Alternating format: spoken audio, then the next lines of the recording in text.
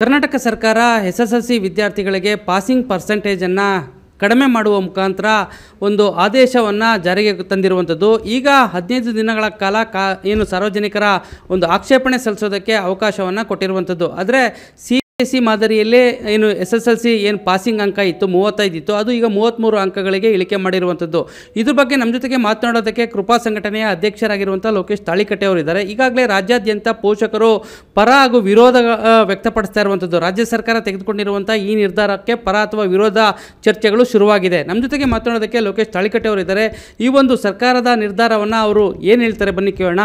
Sir, ಈಗಾಗಲೇ ಏನು SSLCಯನ್ನು ಫಲಿತಾಂಶವನ್ನು ಹೆಚ್ಚಳ ಮಾಡೋದಕ್ಕೆ ಸರ್ಕಾರ ಈ ರೀತಿಯಾದಂಥ ಒಂದು ನಿರ್ಧಾರವನ್ನು ಕೈಗೊಂಡಿದೆಯಾ, ಹೇಗೆ? ಜೊತೆಗೆ ಈ ಒಂದು ಆದೇಶವನ್ನು ನೀವು ಮೊದಲಿಗೆ ಏನು ಸ್ವಾಗತ ಮಾಡ್ತೀರೋ ಅಥವಾ ಏನು ವಿಚಾರದ?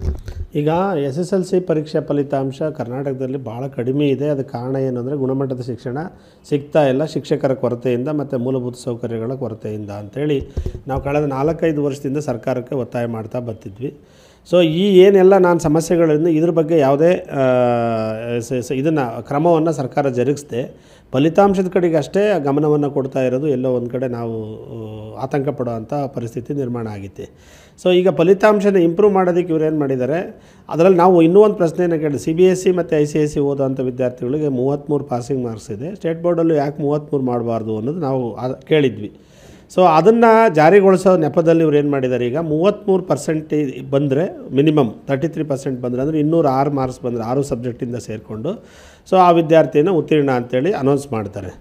ಸೊ 206 ಮಾರ್ಕ್ಸ್ ಬಂದು ಕೆಲವು ಸಬ್ಜೆಕ್ಟ್ಗಳಲ್ಲಿ 30 ಮಾರ್ಕ್ಸ್ ಕನಿಷ್ಠ 30% ಮಾರ್ಕ್ಸನ್ನು ತಗೊಂಡಿದ್ರು ಕೂಡ ಅಂಥ ವಿದ್ಯಾರ್ಥಿಗಳನ್ನ ಉತ್ತೀರ್ಣ ಮಾಡ್ತಾರೆ ಅಂತ. ಇಲ್ಲಿ ಲಾಜಿಕ್ ಏನು ಅಂತಂದರೆ, ಇಂಟರ್ನಲ್ಲು 20 ಮಾರ್ಕ್ಸ್ ಇರ್ತವೆ. ಸಾಮಾನ್ಯವಾಗಿ ಪ್ರತಿ ಶಾಲೆಗಳು ಆ ಮಗು ವೀಕ್ ಇದ್ದರೆ ಇಂಟರ್ನಲ್ 20 ಮಾರ್ಕ್ಸನ್ನು ಕೊಡುವಂತಹ ಒಂದು ವ್ಯವಸ್ಥೆ ಇದೆ ಇಡೀ ರಾಜ್ಯದಲ್ಲಿ. ಸೊ 20 ಮಾರ್ಕ್ಸ್ ತಗೊಂಡವನು ಕೇವಲ 10 ಮಾರ್ಕ್ಸ್ ರಿಟರ್ನ್ ಎಕ್ಸಾಮಲ್ಲಿ 80ಕ್ಕೆ 10 ಮಾರ್ಕ್ಸನ್ನು ನಾವು ತಗೊಂಡ್ರೂ ಕೂಡ ಅವನು ಸುಲಭವಾಗಿ ಪಾಸಾಗುವಂಥ ಅವಕಾಶವನ್ನು ಇದರಲ್ಲಿ ನಿರ್ಮಾಣ ಮಾಡಿಕೊಟ್ಟಿದ್ದಾರೆ. ಸೊ ಇದರ ಅರ್ಥ ಏನು ಅಂತಂದರೆ, ಪರೀಕ್ಷೆ ನೆಪಕ್ಕೆ ಮಾತ್ರ ಅನ್ನೋದು ಒಂದು ಆಗುತ್ತೆ. ಇದಕ್ಕೆ ಟೀಕೆ ಆಗ್ಬೋದು ಬಹುಶಃ. ಪರೀಕ್ಷೆ ಕೇವಲ ನೆಪಕ್ಕೆ ಮಾತ್ರ, ಮಕ್ಕಳೆಲ್ಲವೂ ಕೂಡ ಪಾಸಾಗ್ತವೆ. ಇದುವರೆಗೂ 50, 60 ಅಥವಾ 70% ರಿಸಲ್ಟ್ ಇರೋದನ್ನ ಈಗ 98, 97 ಅಂತೇಳ್ಬಿಟ್ಟು ದಾಖಲೆಯ ಫಲಿತಾಂಶ ಅಂತೇಳಿ ನಾವು ಹೇಳ್ಬೋದು. ಬಟ್ ಫಲಿತಾಂಶ ದಾಖಲೆ ಆಗುತ್ತೆ, ಆದರೆ ಗುಣಮಟ್ಟದ ಶಿಕ್ಷಣ ಇಂಪ್ರೂವ್ಮೆಂಟ್ ಮಾಡೋದ್ರ ಕಡೆ ಸರ್ಕಾರ ಗಮನ ಕೊಡಬೇಕು. ಆಮೇಲೆ ಈ ಕ್ರಮನ ನಾವು ಸ್ವಾಗತ ಮಾಡ್ತೀವಿ. ಬಟ್ ಇದರಲ್ಲಿ ಒಂದಿಷ್ಟು ವೈಜ್ಞಾನಿಕ ಮತ್ತು ಸೈಕಾಲಜಿಕಲಿ ಮತ್ತು ಮಕ್ಕಳ ಶೈಕ್ಷಣಿಕ ಅಭಿವೃದ್ಧಿಯ ಅಂದರೆ ಶೈಕ್ಷಣಿಕ ಗುಣಮಟ್ಟದ ಕಡೆ ಹೆಚ್ಚು ಯೋಚನೆ ಮಾಡಿ ಈ ಫಲಿತಾಂಶದ ಕಡೆ ಗಮನ ಕೊಟ್ಟಿದ್ರೆ ಸರಿ ಆಗ್ತಾಯಿತ್ತು.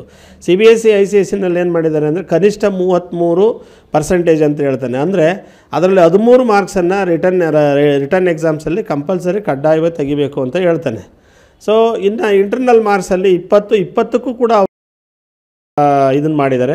ಸೊ ನೀವು ಇದು ರೈಟಿಂಗ್ನಲ್ಲಿ ಎಷ್ಟು ಎಕ್ಸಾಮ್ ಮಾರ್ಕ್ಸನ್ನು ತೊಗೊಂಡಿದ್ದೀರೋ ಅದರ 70%ವರೆಗೂ ನಾವು ಇಂಟರ್ನಲ್ ಮಾರ್ಕ್ಸನ್ನು ಕೊಡ್ಬೋದು. ಅದಕ್ಕಿಂತ ಜಾಸ್ತಿ ಮಾರ್ಕ್ಸನ್ನು ನಾವು ಕೊಡೋದಕ್ಕೆ ಆಗೋದಿಲ್ಲ.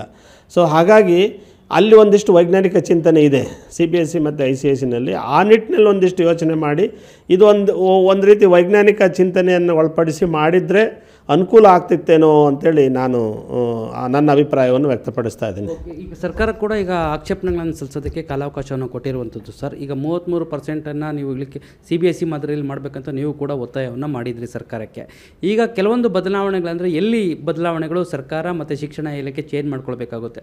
ಇವರಿಗೆ ನಿಜವಾಗ್ಲೂ ಮಕ್ಕಳ ಬಗ್ಗೆ ಗುಣಮಟ್ಟದ ಶಿಕ್ಷಣದ ಬಗ್ಗೆ ಕಾಳಜಿ ಇದ್ದರೆ ಆ ಇಂಟರ್ನಲ್ ಮಾರ್ಕ್ಸ್ ಇದೆಯಲ್ಲ, ಆ ಇಂಟರ್ನಲ್ ಮಾರ್ಕ್ಸನ್ನು ಸೊ ಇವರು 80 ಇದರಲ್ಲಿ ರೈಟಿಂಗಲ್ಲಿ 80 ಮಾರ್ಕ್ಸ್ಗೆ ಎಷ್ಟು ಮಾರ್ಕ್ಸನ್ನು ತಗೊಳ್ತಾರೋ, ಅಂದರೆ 80 ಮಾರ್ಕ್ಸ್ಗೆ ಎಷ್ಟು ಮಾರ್ಕ್ಸನ್ನು ತಗೊಳ್ತಾರೋ ಆ ಆಧಾರದ ಮೇಲೆ ಇಂಟರ್ನಲ್ ಮಾರ್ಕ್ಸ್ ಕೊಡೋ ಅಂಥದ್ದನ್ನು ಮಾಡಿದರೆ ಮಾತ್ರ ಅಲ್ಲಿ ಬದಲಾವಣೆ ಮಾಡಿಕೊಂಡ್ರೆ ಮಾತ್ರ ಅನುಕೂಲ ಆಗುತ್ತೆ. ಇಲ್ಲ ಅಂತಂದರೆ ನಾವು ಗುಣಮಟ್ಟನ ಎಕ್ಸ್ಪೆಕ್ಟ್ ಮಾಡೋಕ್ಕಾಗೋದಿಲ್ಲ. ಯಾಕೆ ಅಂತಂದರೆ ಅವ್ನು ಫೇಲ್ ಆಗ್ತಾನೆ ಅಂತೇಳಿ ಇವ್ರು 20 ಮಾರ್ಕ್ಸ್ ಕೊಟ್ಟು ಅವ್ನು ಪರೀಕ್ಷೆನಲ್ಲಿ ಕೇವಲ 10 ಮಾರ್ಕ್ಸ್ ತೊಗೊಂಡ್ರೆ ಅವಾಗೇನಾಗುತ್ತೆ ಅಂತಂದರೆ ಭಾಳ ಸುಲಭವಾಗಿ ಪಾಸ್ ಆಗ್ತಾನೆ ಅವನು. ಸೊ ಆವಾಗ ಪರೀಕ್ಷೆಗೆ ಅರ್ಥ ಇರಲ್ಲ, ಆ ಪರೀಕ್ಷೆಗೆ ವ್ಯಾಲ್ಯೂನೂ ಕೂಡ ಇರೋದಿಲ್ಲ. ಮಕ್ಕಳು ಪರೀಕ್ಷೆನ ತುಂಬ ನೆಗ್ಲೆಕ್ಟಾಗಿ ನೋಡ್ತಾರೆ 10ನೇ ಕ್ಲಾಸ್ ಮಾರ್ಕ್ಸ್ ಪರೀಕ್ಷೆನ. ಆಮೇಲೆ ಇನ್ನೂ ಮುಂದುವರೆದು ನಾವು ಒಂದು ಮಾತು ಹೇಳಿದ್ವಿ, ನೀವು ಪರೀಕ್ಷೆ ಯಾಕೆ ಕಂಡಕ್ಟ್ ಮಾಡೋಕ್ಕೆ ಹೋಗ್ತೀರಾ, ಈ ಥರ ಪರೀಕ್ಷೆನ ಮಾಡೋದಾದರೆ ಗುಣಮಟ್ಟದ ಶಿಕ್ಷಣವನ್ನು ಖಾತ್ರಿ ಮಾಡ್ಕೊಳ್ಳಿ, PUCನಲ್ಲಿ 12th ನೀವು ಪರೀಕ್ಷೆಯನ್ನು ಮಾಡಿ ಸಾಕು ಅಂತಲೂ ಕೂಡ ನಾವು ಕೇಳಿದ್ವಿ. ಬಟ್ ಮೋರ್ ಆರ್ ಲೆಸ್ ಇವರು ಆ ಪರೀಕ್ಷೆಗೆ ಯಾವುದೇ ಮೌಲ್ಯ ಅಥವಾ ವ್ಯಾಲ್ಯೂ ಇಲ್ಲದ ರೀತಿಯಲ್ಲಿ ಇದನ್ನು ಒಂದು ನಾಟಕೀಯವಾಗಿ ಇದನ್ನು ಇದು ಮಾಡಿದ್ದಾರೆ. ಸೊ ಇದರಲ್ಲಿ ಒಂದಿಷ್ಟು ಕರೆಕ್ಷನ್ ಮಾಡ್ಕೊಂಡ್ರೆ ಮಕ್ಕಳು ಏನಾಗ್ತವೆ ಅಂತಂದರೆ, ಏನು ಎಕ್ಸ್ಟರ್ನಲ್ ರೈಟಿಂಗ್ ಬರೀತಾರಲ್ಲ ಎಕ್ಸಾಮ್ಸನ್ನು, ರೈಟಿಂಗ್ ಎಕ್ಸಾಮ್ಸನ್ನಲ್ಲಿ ಜಾಸ್ತಿ ಮಾರ್ಕ್ಸನ್ನು ಸ್ಕೋರ್ ಮಾಡೋಕ್ಕೆ ಪ್ರಯತ್ನ ಮಾಡ್ತಾರೆ, ಅಂದರೆ ಓದೋದಕ್ಕೆ ಹೆಚ್ಚು ಪ್ರಯತ್ನ ಮಾಡ್ತಾರೆ. ಅದ್ರ ಬೇಸ್ ಮೇಲೆ ಇಂಟರ್ನಲ್ ಮಾರ್ಕ್ಸ್ ಹಾಕೋದಾದರೆ ಇದು ಸೂಕ್ತ ಅಂಥೇಳಿ. CBSEನಲ್ಲಿ ಆಗುತ್ತೆ 80ಕ್ಕೆ ನೀವು 70% ಮಾರ್ಕ್ಸನ್ನು ನಾವು ತಗೋಬೇಕು ಅಂತ ಹೇಳಿದೆ, ಕನಿಷ್ಠ 70% ಮಾರ್ಕ್ಸನ್ನು ತಗೋಬೇಕು ಅಂತ ಹೇಳಿದಾಗ ಏನಾಗುತ್ತೆ, ಆವಾಗ ಇದ್ರದ್ದು ಇಂಟರ್ನಲ್ ಮಾರ್ಕ್ಸ್ ಕಡಿಮೆ ಆಗುತ್ತೆ. ಸೊ ಆವಾಗ ಇವರು ಪಾಸಿಂಗ್ಗೆ 33% ತಗೋಬೇಕು ಅಂತಂದರೆ 13 ಹೋಗಲ್ಲ, ಆವಾಗ 18-20 ತಗೋಬೇಕಾಗತ್ತೆ. ಸೊ ಆ ರೀತಿ ಒಂದು ಕಾಂಪಿಟೇಷನ್ಸನ್ನು ಅಲ್ಲಿ ಕ್ರಿಯೇಟ್ ಮಾಡಿದ್ದಾರೆ. ಅದೇ ರೀತಿ ಇಲ್ಲೂ ಮಾಡಿದರೆ ಸೂಕ್ತ ಅಂತೇಳಿ ನಾವು ಅಭಿಪ್ರಾಯ ವ್ಯಕ್ತಪಡಿಸ್ತೀವಿ. ಇದಿಷ್ಟು ಕೃಪಾ ಸಂಘಟನೆಯ ಅಧ್ಯಕ್ಷರಾಗಿರುವಂಥ ಲೋಕೇಶ್ ತಾಳಿಕಟ್ಟೆ ಅವರ ಮಾತು. ಏನಂತಂದರೆ CBSE ಮಾದರಿಯಲ್ಲಿ ರಾಜ್ಯ ಸರ್ಕಾರ ಮಾಡಿರುವಂಥದ್ದು ಸ್ವಾಗತಾರ್ಹ, ಆದರೆ ಕೆಲವೊಂದಿಷ್ಟು ಬದಲಾವಣೆಗಳನ್ನು ಮಾಡ್ಕೊಳ್ಬೇಕಾಗುತ್ತೆ. ಎಲ್ಲಿ ಪಾಸಿಂಗ್ ಮಾರ್ಕ್ಸು ಮತ್ತು ಇಂಟರ್ನಲ್ ಮಾರ್ಕ್ಸು ಥಿಯರಿ ಏನು ಬರೀತಾರೆ ಅದರಲ್ಲಿ ಸ್ವಲ್ಪ ಶಿಕ್ಷಣ ಇಲಾಖೆ ಮಾರ್ಪಾಡನ್ನು ಮಾಡಿಕೊಂಡು ಅದನ್ನು ಬಿಡಬೇಕು ಅನ್ನುವಂಥದ್ದು. ಯಾಕೆಂತಂದರೆ ಶಿಕ್ಷಣದ ಗುಣಮಟ್ಟ ಇವರು ಈಗ ಮಾಡಿರುವಂಥ ಒಂದು ಆದೇಶ ಇದು ಮುಂದುವರೆದ್ರೆ ಅದು ಶಿಕ್ಷಣ ಗುಣಮಟ್ಟ ಕೂಡ ಕುಸಿಯುತ್ತೆ ಅನ್ನುವಂಥ ಒಂದು ಆತಂಕವನ್ನು ಕೂಡ ಅವರು ವ್ಯಕ್ತಪಡಿಸ್ತಾ ಇರುವಂಥದ್ದು. ಕ್ಯಾಮ್ರಾ ಪರ್ಸನ್ ನಾಗರಾಜ್ ಜೊತೆ ನಂದೀಶ್ ಮಲ್ಲೇನಹಳ್ಳಿ, ಏಷ್ಯಾನೆಟ್ ಸುವರ್ಣ ನ್ಯೂಸ್, ಬೆಂಗಳೂರು.